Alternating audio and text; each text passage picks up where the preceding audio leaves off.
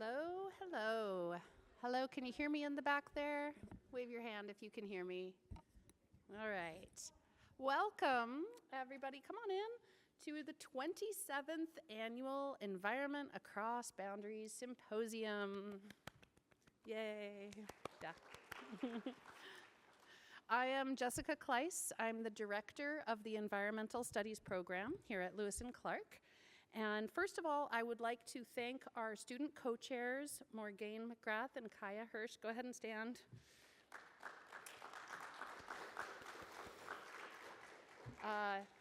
And they have spearheaded a team of a planning committee of students who have brought the events together for this week, and we are so pleased to be here with you.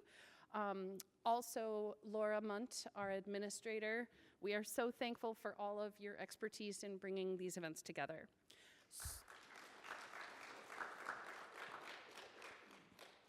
So far this week, we met on Monday for a movie screening, followed by a discussion with the producer and a cultural anthropologist, where we got to see and hear some sights and sounds of climate solutions in the United States and China.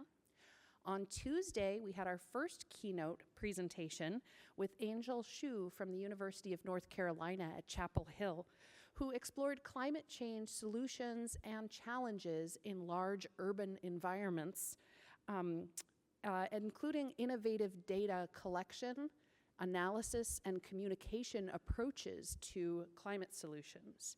Yesterday, Wednesday, we had a panel discussion about the transition to electric vehicles, where we explored this from cultural habits, finance, governance, and technological innovations that are both enabling and hindering changes to our transportation infrastructure. Finally, that brings us to tonight, but before I introduce our speaker, I would like to introduce a special person, Steve Cantor, who is an emeritus professor from the Lewis & Clark Law School, who was instrumental in helping us define this theme as being one that is relevant and important today. So I met Steve about a year and a half ago in early 2023, along with our colleague Niels Markart, who is our ambassador in residence here at Lewis & Clark College. And they hatched an idea to have a large China-US conference. And we said, we'll play along and we'll have a great symposium on this theme. In light of Steve's long and illustrious career, he spent a year in China as a Fulbright professor of law from 1984 to 85, and he's written about his experiences teaching in China.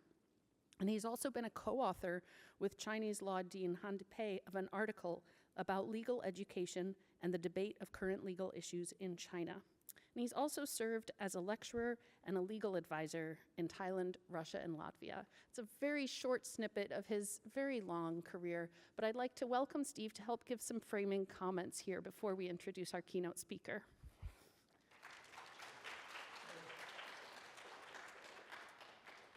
Thank you, Jessica. I just want to add my welcome to all of you and thank you for coming. The most important part of any event like this are the students who provide the energy and gather us and the students who come and participate.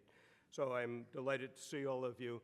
As Jessica mentioned, a number of us started having discussions about a year and a half ago about the sorry state of communication between Americans and Chinese, especially between our countries, with the hope that we could do something to start improving the nature of that conversation.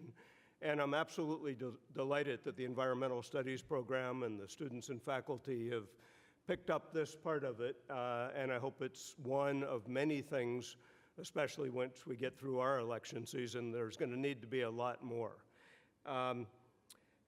I want to make just a couple of very brief observations, if I could. As Jessica mentioned, I did have the great privilege to live in China for a year in 1984-85. I was not a China hand. I didn't speak Chinese.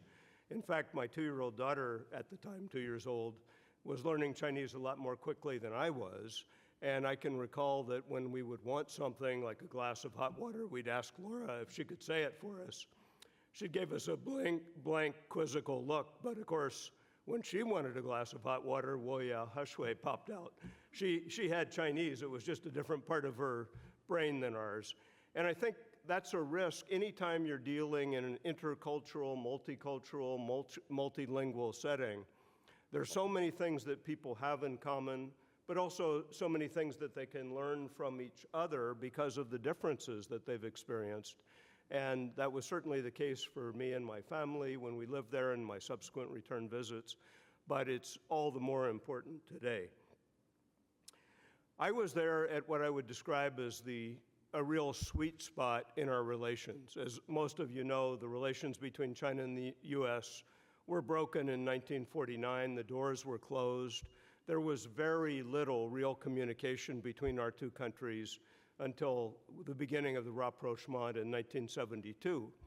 By the time I got there, Deng Xiaoping had assumed authority and the reform movement was well underway, but still at a lovely open time when people were asking all of the basic questions about things that we often take for granted without too much thought. They were thinking seriously about what was happening.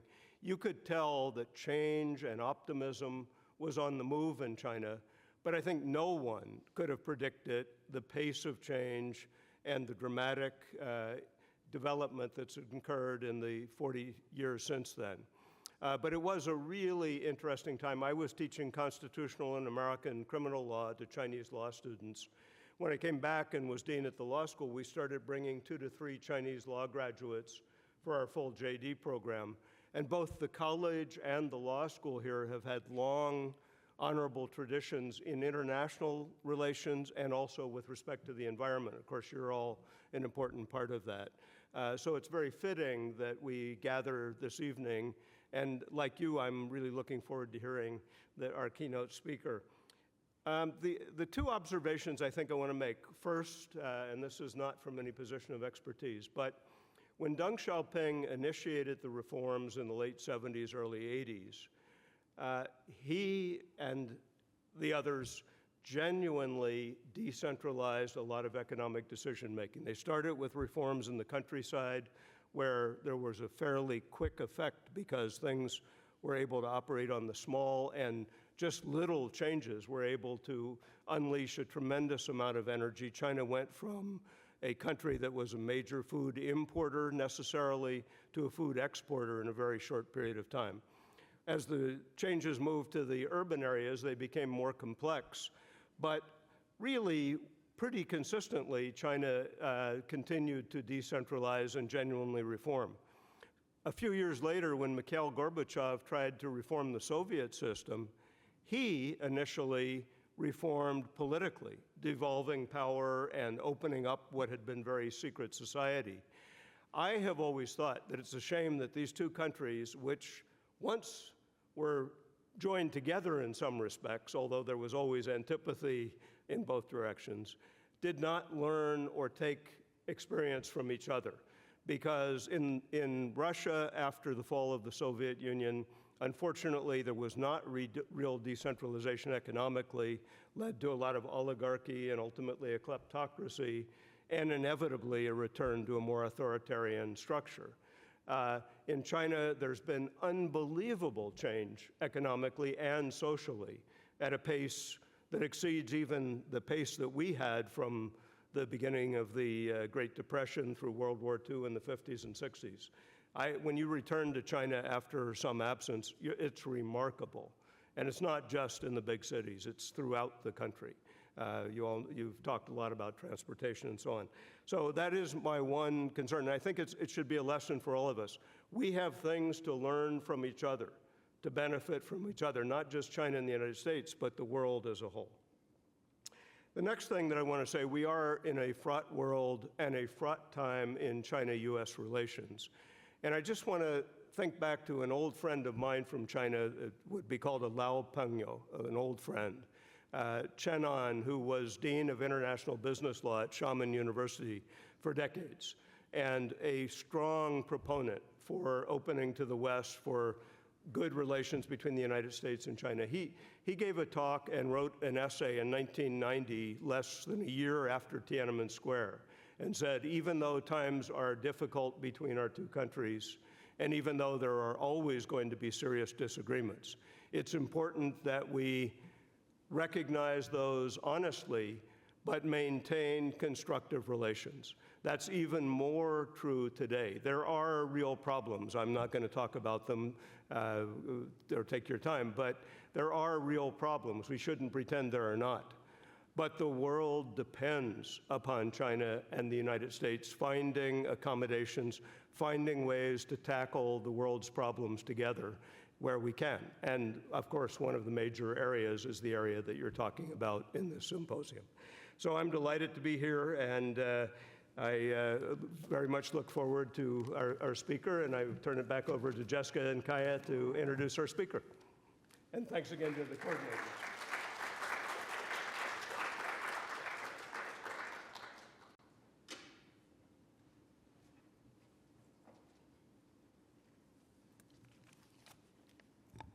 Thank you to Steve Cantor, and thank you all for coming to our second keynote event of this week.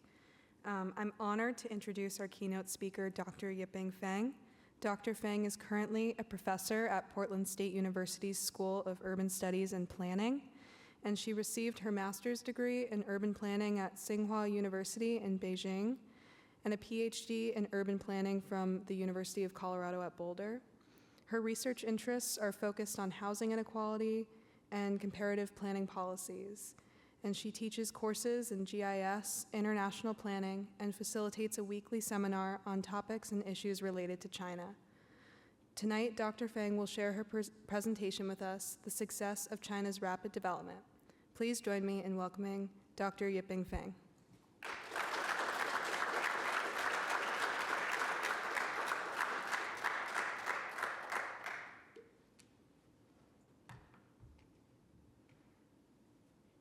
Thank you. Thank you all for coming to my presentation tonight. And I really appreciate this talk, just Stephen has talked about that, especially during the time that China and US relationship are deteriorating. Yeah, I was actually surprised, and I really appreciate, so many people are still interested to know something about China.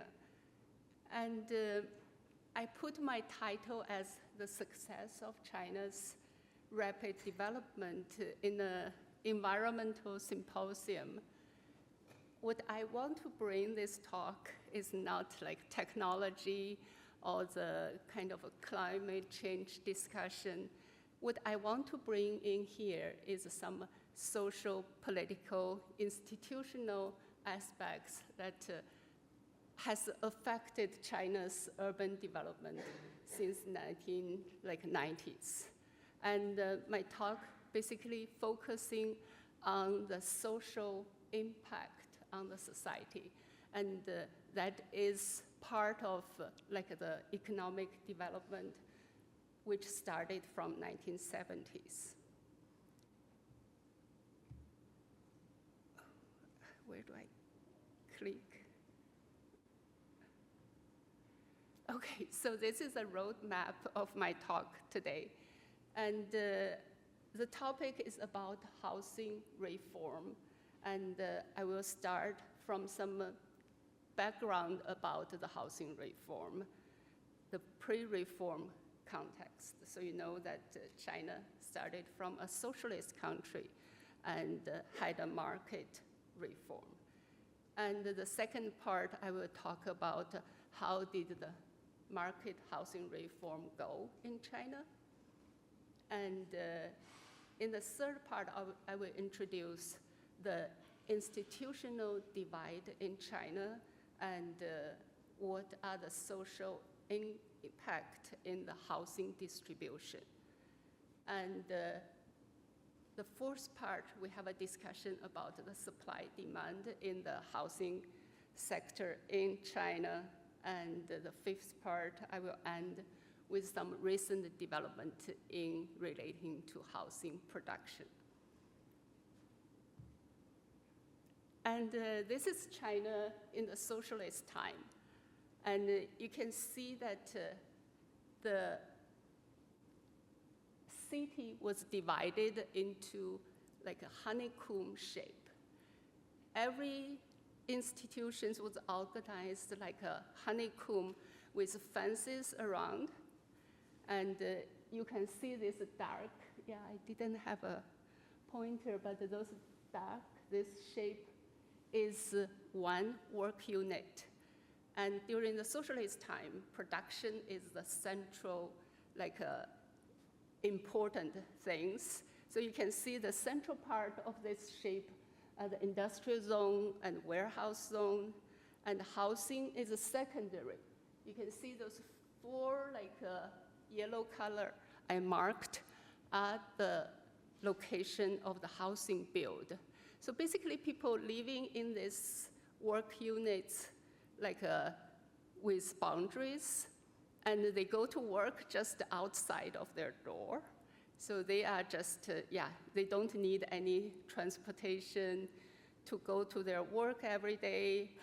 And since the economic reform in the 1978 announced by Deng Xiaoping, and by the time 1980s, 90s, people getting a little bit richer. So they are kind of think, our housing needs to be improved. And before the announce of the housing reform, actually the city, the government sold this socialist housing to the in-situ tenants. So those people who work in these work units, they get the housing at very, very low price. Yeah, when they are renting, like at the socialist period, they are already very low rent. But before the housing reform started, they got it, like they were getting the ownership of this housing at very low price. And then what the government do, the second effort is those socialist housing are actually quite not good quality after this many years. So the government started building another, developed another round of large-scale development, many, many houses, but this time in some locations where they have a vacant land. And this new housing around that time was again sold to the urban citizens, urban residents. They can buy these houses, new houses, at a lower subsidized price. So there are two rounds of a housing privatization at a subsidized price towards the urban residents who work in the work units in the city. So then it comes 1998. China launches housing reform by ending the welfare housing distribution system and allowing the housing market to operate. So when the socialist changes to the market distribution, what the government cares about, worries about, is how can market generate the revenue and allocate resources to provide public services for the city. So do you know how does, let's see, Portland government pay for the public services? Where did the money come from? Anybody know? Some are nodding, yeah. Taxes. Yeah, basically for the Portland local government is major relying upon the property tax, right? You pay every year, it's a recurrent tax. And so I put a two diagram, basically, yeah, the left side, the land is privately owned in US. So different government basically share income tax, property tax, and also some corporation tax, all those kind of things. For the local government, property tax is the major component. And in China, things are different. Its land is state-owned. And what the kind of finance resources they ended up with is allowing local government to charge, basically allow the market real estate developers to lease the land. And so they pay money to the local government and trying to take the land use rights, and then they develop housing. And in China, there is no property tax. But the lease fee for 70 years allows local government to provide public services.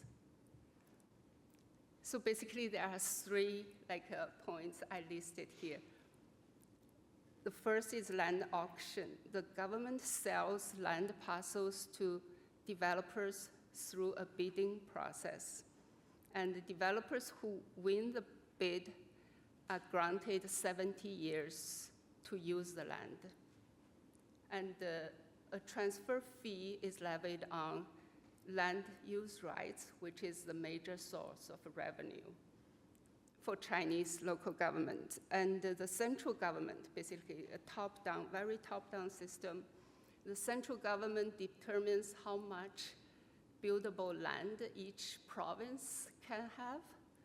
And then this provincial level government, again, redistributed to divided them among the cities they have. So it's a top-down system, and the buildable land quota is defined every year, annually, and the local government will basically have to use that kind of amount of quota, and the central government level also trying to keep the boundary of the farmland, so to protect farmland at a certain amount. So this is what you see in China.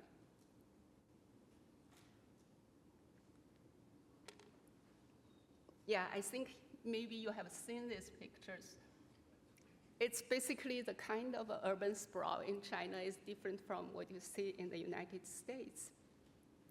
It's a group of high-rise buildings, but it's also here a group, there a group, and in between there are farmland. So this kind of development basically is because a quota number is going down, right? How many acres of land you can develop. But it didn't really restrict the quality of the land, or So the developers basically needs to negotiate with individual rural villagers and trying to decide which village can rent out their piece of land and they can develop. So this kind of a development also causes a lot of environmental issues. If you are in this department, you might know, the kind of environmental problems it caused. First is air pollution, and also the national government encouraged the ownership of cars, and lots of highways, lots of cars, and lots of pollution issues. The other one is the use of concrete. And I read a number, 3 years of concrete use in China is more than a decade in the United States. They used more concrete 3 years than 100 years in US. So this concrete, and due to the, overlapped with the climate change, this city of Zhengzhou had a 1 year's precipitation happened in 24 hours. So the flooding in the cities also happened frequently. And just want to bring some US situation. This urban sprawl in US is basically after the World War II. And when the war ends, due to the GI bills, people looking for building new houses, and they basically want to go to the suburban area where the land is cheaper and where a highway was built around that time. And so all these reasons basically leads to the urban sprawl in the United States. And what it is basically, single-family housing and low-rise. It's totally different from what you can see in China. And I just want to mention, we all know about the metro government. And as planners, we are proud that metro is the only elected regional government in the United States who control the urban growth in this region. So every 5 years, they project the population growth for the next 20 years and see whether we have enough land to build, and according to the population growth. So that is something Portlanders or the Oregonians should be proud of. So what happens in this kind of housing reform and the marketization in the urban development is there was some significant urbanization process in China, and the population doubled in the cities and the land size tripled. So just from these two numbers, you know that the development, the urbanization process is kind of not efficient, right? Double the population, but triple the land. And the rural area land is collectively owned by the villagers, and urban land is a state, basically state-owned. And what happened in terms of the population is 1 out of 3 people used to live in the city, but by the end of 2020, it's 2 out of the 3 people living in cities. And only 1 out of 3 left in the rural area. And this chart can tell you around these years, what is the percentage point of population. You can see that 64% of Chinese population is living in cities. But it started from 1980s, it's only 20% of the population. So significantly more people living in cities and fewer people living in the rural areas. And also the living conditions. The per capita living space in 1980s is 10 square meters, which is about maybe 100 square feet. Yes, okay. So from 1980s, 10 square meters, and quadrupled, 40 square meters around 2020. So it's quite a big improvement for the Chinese. So what is something maybe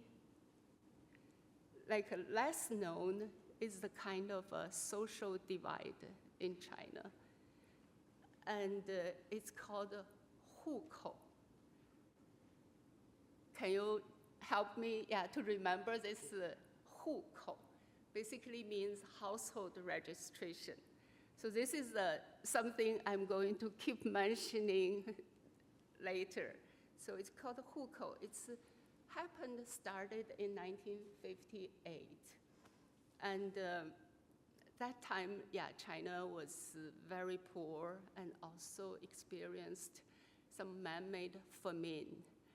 And everybody was asked to build factories, and people take out of their cooking ware and trying to make it to steel. So that kind of a situation led to the yielding in the agriculture field. And the country can provide food to the urban population, and they want to stop rural people to come and live in cities. So this system basically separates the people from urban, like agricultural hukou people and non-agricultural hukou people. So this is actually my family's hukou registration. And what is most important characters is that red, like a square I marked on the top left. It's a non-agricultural hukou. So what it does is, if you have a non-agricultural hukou, at that time you can go to some ration food stores to get food every month. But for the rural population, you are given a piece of land, so you are responsible to grow your own food. And during this famine time, like they are scared of the city people will be, like those food rations will be taken by others. So they stop the rural people, control them to live on their land, and they cannot come to the city. So this system, as coming to today, is not totally abolished. So it has very significant impact on the housing distribution in China. So as I said earlier, it's not totally abolished, and in most of the cities, you cannot get a house and together get your hukou converted to the city. So you can see that the only people you have your, like if you come to Beijing, you only can send your kids to public schools if you have a Beijing hukou. But so many migrants working in Beijing, maybe for 10, 20 years, they couldn't really get their hukou converted. Only local hukou people can have access to the public services. And I want to give you 3 numbers to think about. We saw earlier in that like a diagram, 64% of the population are living in cities now. And there is another number is 45% population have non-agricultural hukou. Let's just say, they might have urban hukou. So you will see from this number, more than half of the population still have rural hukou in China. Although they live in cities, although they own houses, they might still have their hukou back in the rural areas. And the third number, 90% of the households are homeowners. So we can see that as what I listed here, you can purchase house in most of the cities, not for big, like large cities. There is a restriction on outsiders, migrants to buy housing. But for most cities, you are allowed to purchase houses, to become homeowners, but they don't have access to like a certain welfare benefit, like public schools or healthcare services. Only local hukou people can have it, but the non-local people allowed market housing to be purchased, but not welfare accesses. And certain small cities allowed the conversion of the hukou when we see the number of 45%. And also, on the other hand, the rural hukou holders may not want to give up the access to land. So they have a piece of land in some rich areas, like they want to still keep access to land and do farming. So this is what happens in China. And we found it's a country of homeowners. But not everybody lived in their homes, right? They are migrants living in cities. But they bought houses, they bought apartment buildings. And there is a number like 2017, 20% of the apartment buildings are actually vacant. Nobody lives there. So these are the situation, maybe like how these people, maybe they are homeowners, but their job moved them, they have to live in cities, and with their affordability to rent certain kind of housing. And in this image, you can see that some maybe basement divided like apartment area space. And a second issue is left behind children. I bet you must have heard about the left behind children, because migrants, they working in cities, and they might be so busy and couldn't take care of the kids.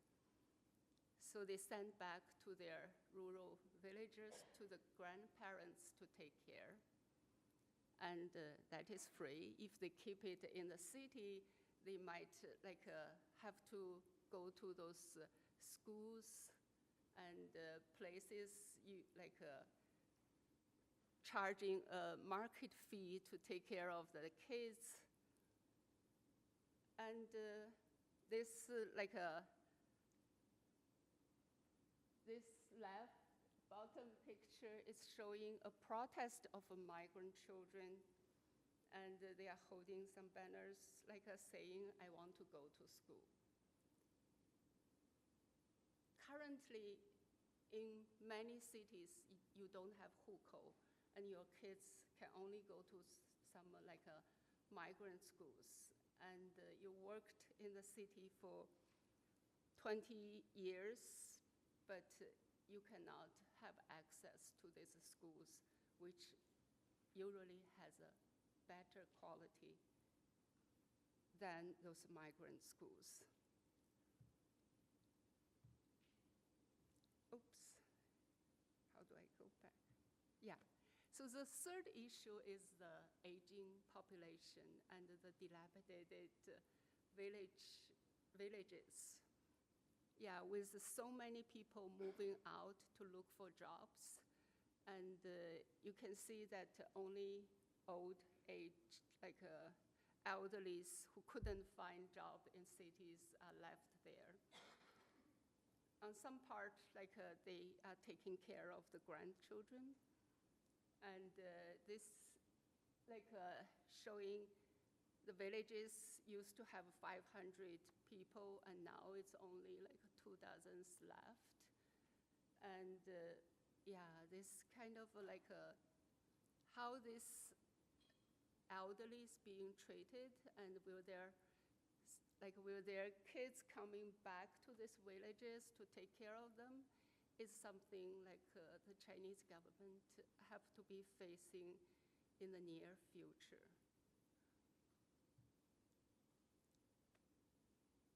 So what is happening? What is happening with the demand and the supply of housing is something, yeah, we would like to discuss about.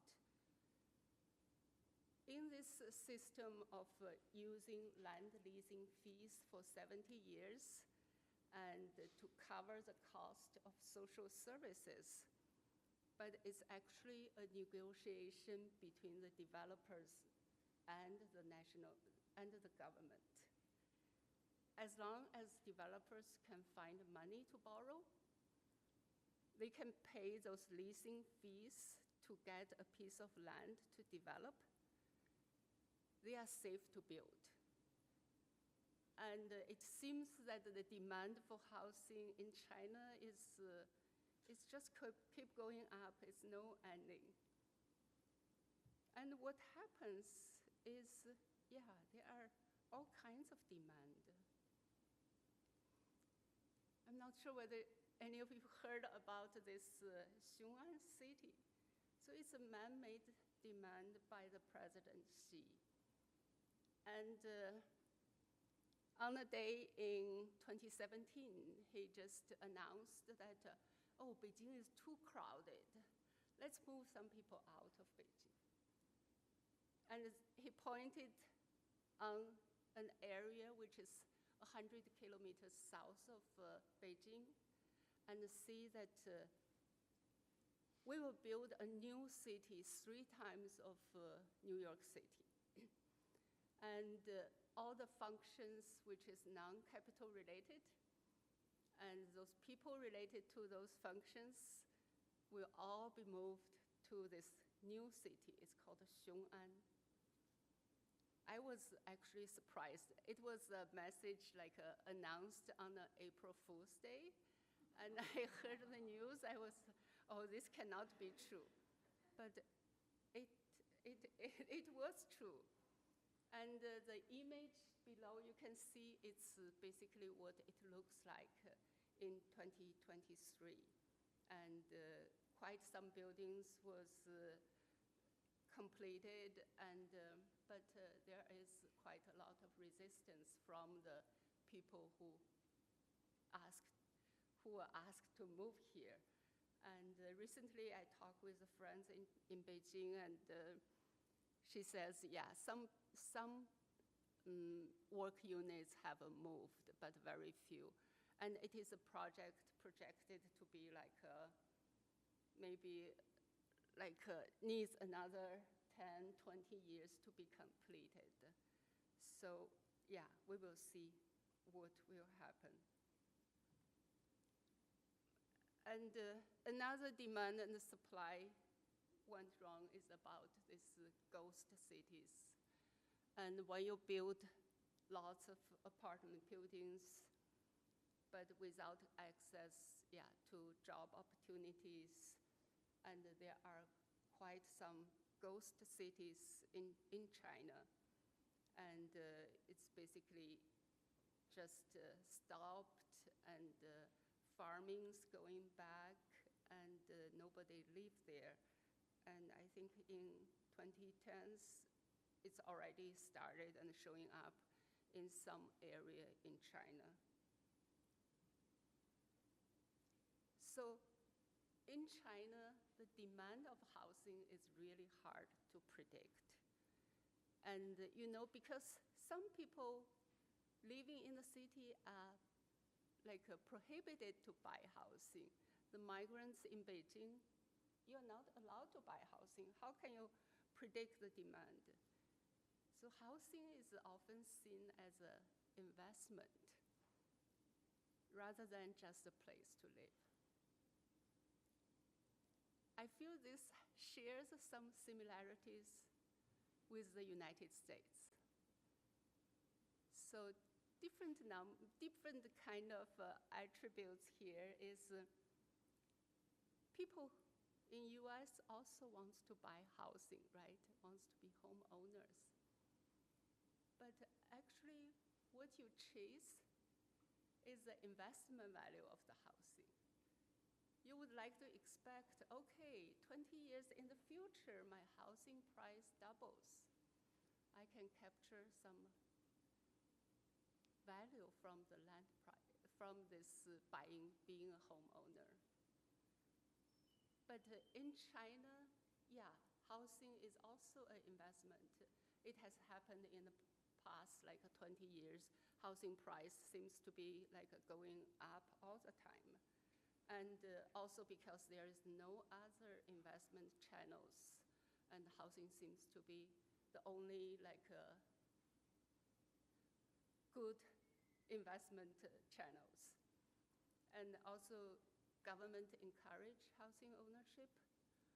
And also in China, another thing is there is much closer a family relationship, and it is possible that your mom, your relatives all chip in money for you to pay the down pay. And there is another issue is the gender imbalance in China. Families usually like boys more than girls, so there is like demographically, there are more boys than girls in the society. And now like a boy's family seems to take the responsibility of buying a house to prepare for the marriage. So those are the things culturally influence the housing demand in China.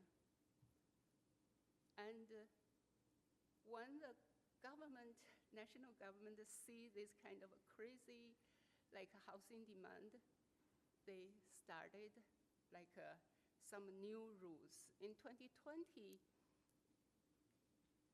the national government set up called the 3 red lines. And what it does is basically restricting the borrowing capacity of developers. You cannot borrow endlessly depending on what kind of money you have, what kind of cash. So after this policy, have you heard of this Evergrande? So the company got bankrupted, and lots of housing they were building have to stop. So what happens is you can see the housing price drop sharply from 2020 following. And it kind of controlled it kind of made the developers very worried. And since their projects all suddenly get stopped, the people who bought those houses also got hurt. In China, there was lots of like pre-sales of housing. Before the housing, like a high-rise building got completed, people already started buying those kind of future housing, like they started paying their mortgage already. So those projects, if it's stopped, developers don't have money anymore, and people started worrying about. So there are mortgage strikes. They stopped paying for the mortgage, and those projects got involved actually quite all over China. And you know the Chinese government is really care about the social stability of the country, of the society. So that is actually a circle, like everybody got hurt. I was actually thinking about, okay, yeah, do I end here? And it sounds like a sad and no future kind of a feeling. And there are more changes actually just last week. And last week, if you follow the news, like the Chinese government announced a stimulus plan and cut the interest rate, follow the US interest rate cut. And yeah, I just want to list something related to housing here. Yeah, the interest rate cut, basically the mortgage rates also got cut. And what the homeowners can refinance, hopefully, like save some money for their housing costs and hopefully to spend those money. Yeah, the government really like worrying about the spending, the consumer, like they hope Chinese can all come out to spend money. Actually, the current week, it's a 7-week like holidays for the Chinese. And, but yeah, people do like get hurt a lot. I have a student who came back from China recently, and she felt, yeah, everything is so sad. She feels like talking with everybody, especially in this planning field, people, their salary got cut like 1/3, and they couldn't find jobs. So it's a very like low situation in China. And also they commit to issue like a $2 trillion yuan bonds. And part of them is trying to save the local government. So not able to sell land or land leasing fees to developers, they don't really have money, right? The local government might be too poor to bankrupt. So another proposal is asking the local governments to use this money to buy back some unsold houses so that those houses can be converted to like affordable housing. That's the intention, but that is very little money. And another part of this money will be spending like to encourage the consumer spending, related to the technology, like a new green technology, new green options of like electric cars and equipment.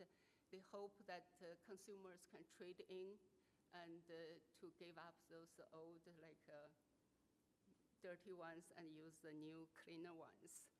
And also quite different from in 1970s, they kind of restrict the one-child policy, and now they encourage three-child. They want to hand out money to families with more than one child. So what will happen next? I also don't really know. And I have covered these 5 parts relating to like how to help you to know a little bit more about China's housing market and the housing reform process. And I hope this can help you to understand or to get to like analyze what is going to happen maybe in the field you are interested, because the social and the political side of the economics of the market in China's housing might affect what you are going to study on other sectors of the economy. I just hope social and political discussion would get you to have a critical eye to look at how people in China were affected by all this economic development. And that's all I have, and I welcome your questions.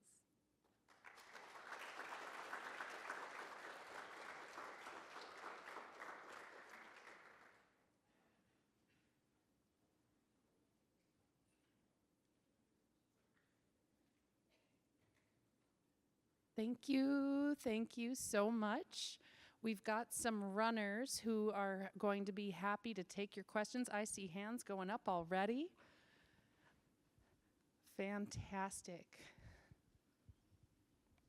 Hello, my name is Bo, and I'm a senior here at Lewis and Clark. I'm curious to ask if the stimulus included anything about changing the hukou status of urban and rural citizens, and if it addressed education and better public schools. I didn't really hear, so this kind of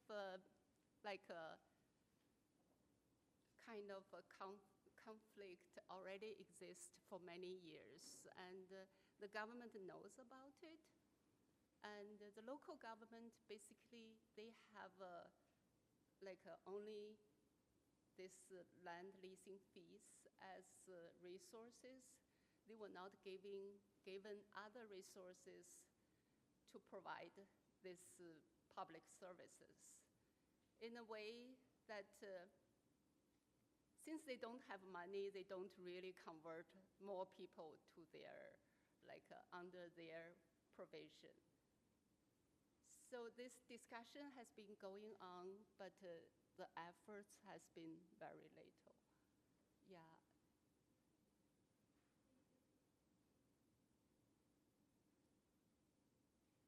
Hi, So I guess my question is, where do you see the future of the housing market in China? Will prices continue to fall, or will they demarketize housing, or get it back on sort of the same track that that it has been going on? I have a background in tenant advocacy myself, and to me, seeing home prices fall, like, that seems to me to be actually a positive thing. In fact, I think many people in my generation kind of wonder, if we'll ever be able to afford a home if prices continue to just go up and up. Like, the last time they significantly went down was the 2008 crisis, which, as I recall, a great many people lost their homes, and it seems remarkable that China has been able to perform a more controlled collapse, and that is, so far as I know, prevented any kind of mass homelessness of the same type. So I guess my question is, what do you see the future having?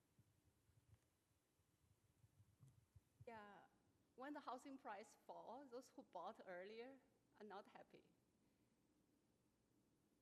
right? When they bought at a higher price. And the government is also not happy. The local government wouldn't be happy, like, the housing price is falling. And did you talk about the homelessness? Yeah. So in 2008, there was a lot of people who lost their homes here, and to my knowledge, that hasn't happened in China. Is that right? Yeah, in China, about this homeless issue, there is a lot of surveillance in the city. Like, yeah, what I heard, I last time go to China in 2018, so I haven't been back. What my stories is basically I heard from friends, and there are a lot of surveillance in the city, the street, and there are people like trying to keep the places clean. And there are like certain institutes trying to collect like people who are living like without any access to maybe the food every day. If some kind of looking like homeless people, they were taken there and they were given money to pay for the tickets to go back to their hometown. So there are like from the government side, they have made efforts to trying to get people back to where they think they belong. And on the other side, yeah, homeless seems to be an issue that in China, it's your family or relatives connections. They wouldn't let you go to that stage of without home. So they might go to their like a relative's house and living outside doesn't seem to be like a culturally appropriate thing to do. Yeah, it's nothing about like the freedom, the free choice of like wanting to live on the street. Yeah. So there are some discussions. There are increasing number of people, but it is still like not too much visible to the outside world. They will keep the street clean, and they wouldn't like homeless, like people like just walking on the street in the middle of the night. So those kind of things, the Chinese like maybe city urban management system doesn't allow it to exist, especially in tourist areas in the center of Beijing. You wouldn't be able to see them. It might exist in certain like a corner of the city, I would say. And as the housing price, the government at the national level trying to the affordable housing or the low rent housing system, but the kind of effort is still very minimal, and the kind of money. And in China, the national government is very rich. Like they collect mainly lots of all kinds of tax, but what they given to the local government is relatively minimal. And they didn't allow the local government to charge the property tax. And there are a little bit experiments on the property tax. It's only target the very expensive houses. They experimented in like 2 big cities, but there is nothing following that. And I heard last year they were trying to start the property tax, but since the housing price is dropping, and they fear there will be lots of anger, to include this tax when the housing price is dropping, so they stopped again to implement it. But yeah, I do think implementing a property tax and having the local public finance through a recurrent tax from the housing is a better strategy than what currently by selling land. And it's just once every 70 years, the local government can get that money, is less sustainable. Yeah, I hope I answered your question. In terms of the hukou, do they also affect like what regions you're able to live in? Like if you have a urban hukou for like one region, can you live in a different city if it's not like Beijing or cities where you're not allowed to buy housing? Or can you only buy housing and access welfare in that specific city where your registry is from?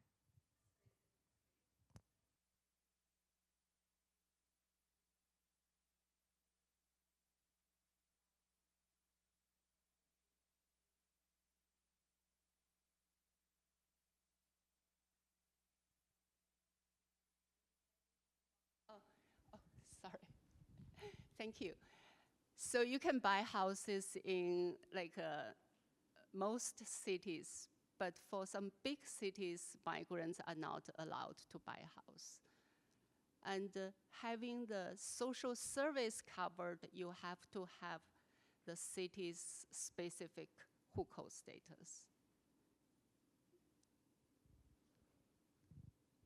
Yeah, thank you. Oh, do you know what, because it was being discussed earlier, do you know what happens to the homeless people who are removed from the streets? Because when I lived in Shanghai, there was a homeless man who I walked by every day on my way to school, and then one day he vanished. So do you know what happens to, like, because they moved him before, but he kept coming back. So do you know, like, the process behind the homeless removal? Sorry, I don't know exactly, but I heard it's, there is a 收容中心, it's like a collecting center in the city, and they might bring you to this center, and I heard it's just they will buy you a train ticket going back to your hometown, so they disappear in this city street. Yeah. Yeah, I will try to figure out what are they.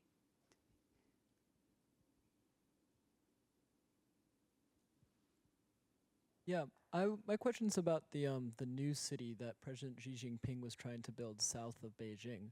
My question is basically, why doesn't Xi Jinping just like have the the urban size of Beijing get really large? Especially Tokyo. Tokyo also is getting very large, and it was able to become super large. In my mind, is how come Beijing doesn't become like the largest city in the world? Why build a second city?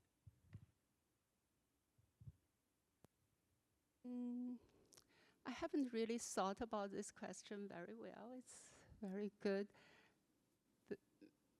but I guess it's the density of the city of Beijing, and it is super big, and the pollution, environmental issues, and also the congestions on the street.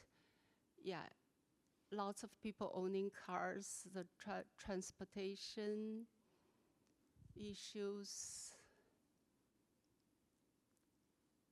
Yeah, so his effort is to trying to move, in this case, it's basically building a new city and letting local Hukou people to move.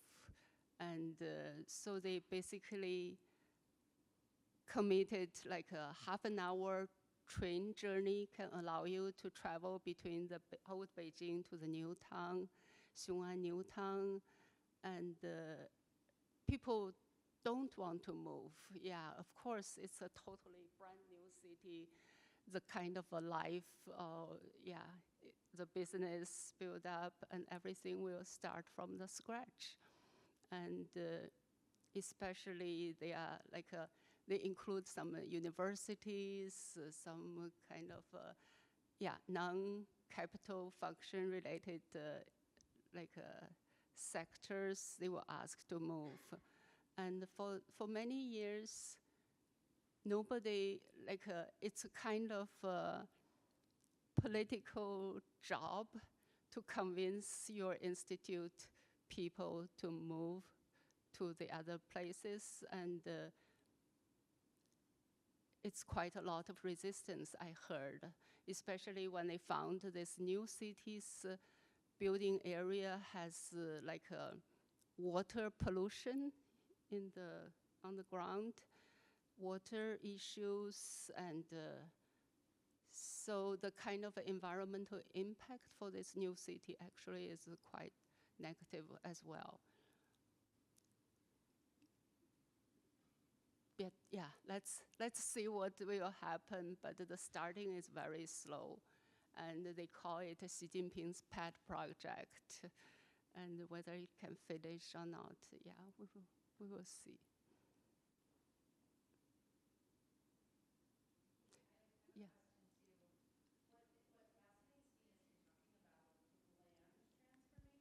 Mm-hmm.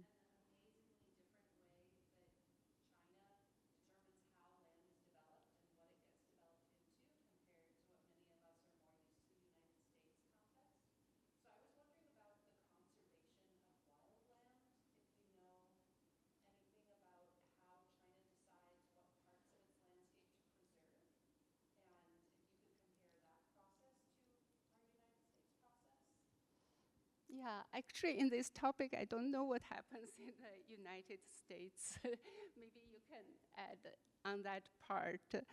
I know that in China, it's also top-down methods to trying to keep the agriculture land. So there is a permanent red line for agricultural production. So, but for the building construction, buildable land, so every like a province, how much you can build, that number is also like a top-down. So they say, okay, this province maybe can build like 200 acres this year. And the provincial level will tell each city, okay, your city can build maybe 10 acres, your city can build 20 acres. So what it comes down is all like a size, but nothing about the quality of the land. Yeah. So what happens in the United States is there? I guess I was thinking more about wild areas, like wild. Wildlife or forests or nature. Mm.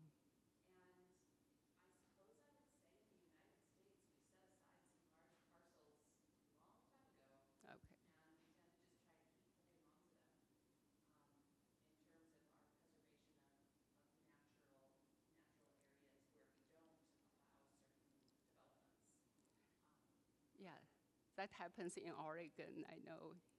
Yeah. Right. It's a public land.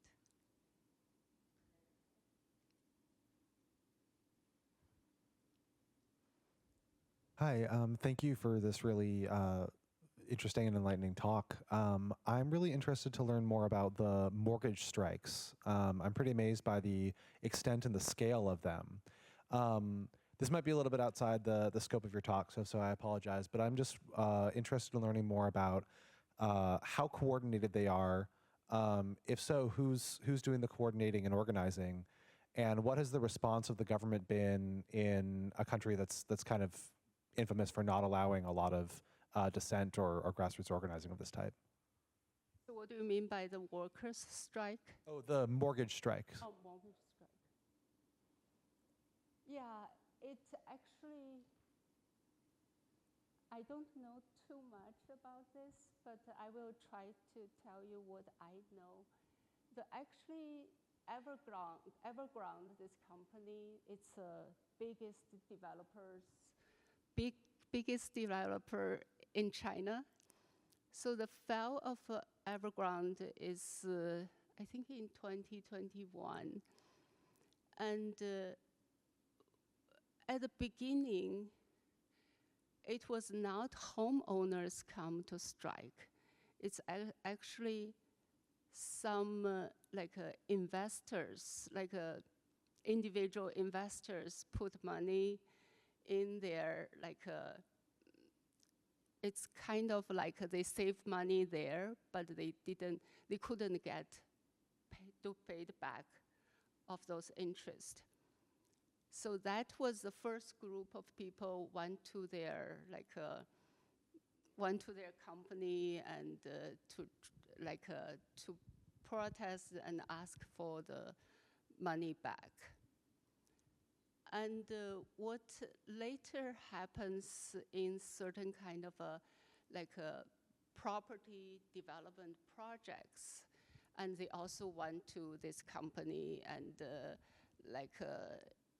it's just basically argue they have pay to trying to ask for the keys for their housing, and when they will be closed. And so this thing keep happening in a way that some people trying to move into the property that was not finished.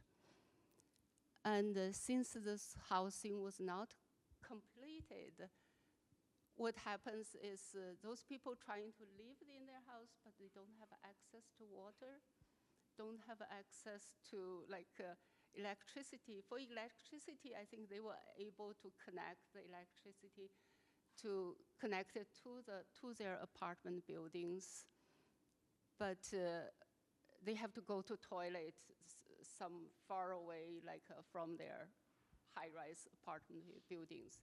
So this thing happens. And there are people, yes, they have been expecting maybe after they want to live there, move in and get married. And there were cases that people couldn't get housing, so they couldn't get married, and then they finally break up from each other. So those are the issues I can see from certain news sources. But hopefully the money national government is distributing to the local government could allow these projects to be finished. I think from the beginning, the pre-sale, even before the projects is completed, the residents, future residents have to pay back the mortgage is a very bad decision to start with. In US, you basically go to buy a housing that is finished, completed, you can live in. But in this case, they make it pre-sale, and developers are able to get money back quicker. But when things national government put 3 red lines to stop their borrowing, and they cannot continue borrow. And to some extent, actually, the international banks seem to think the loans from Chinese developers are relatively safer loans. So they usually have some good collaterals, and the national government is kind of backing, will not let those loans go bankrupt, go away. So they believe the Chinese government it won't happen like the Lehman Brothers case in US, and here they will sooner or later get paid back. So in that way, the developers is, quite would I say brave in a way to just keep borrowing a lot, and until a day that the national government trying to see that this kind of overbuilding is not correct, and China has built so many houses than it actually require. When they're trying to stop the things, actually, the whole market just started falling. Yeah, I hope I answered the question, but I don't know the scale of the strike. In a way, I know that, they are able to just, if they don't expect the housing anymore, they will protest to ask for the money back, but otherwise, either the government or the developers will have to get those projects maybe in a way to complete the project and allow the people to move into these development projects, Thank you.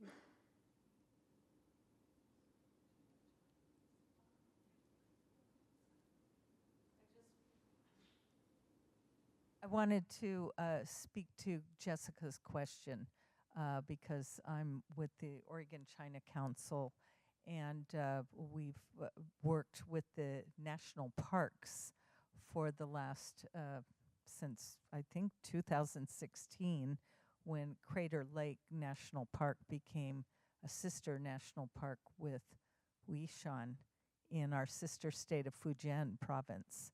And the Chinese government, the Chinese people have value the national park system in the United States and think that it is a very positive program for protection and for biodiversity and environmental protection.